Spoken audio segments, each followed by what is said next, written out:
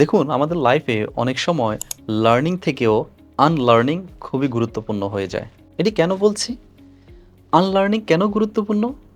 কেননা আপনি যে বিষয়গুলো ধরে রেখেছেন, হতে পারে কারো প্রতি প্রতিহিংসা, রাগ, গিল্ট, গ্রিফ কিংবা অতীতের কোনো না কোনো পেইনফুল ঘটনা বা পাস্ট নেগেটিভ কন্ডিশনিং।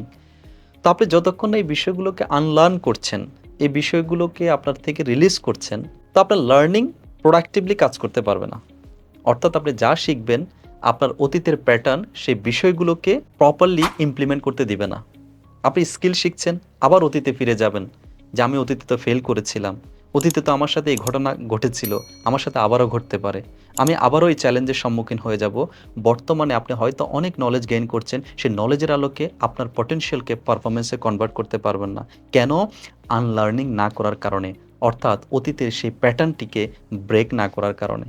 তা আপনি যদি লার্নিংকে এম্পাওয়ার করতে চান, প্রথমে আনলার্ন করতে শিখুন।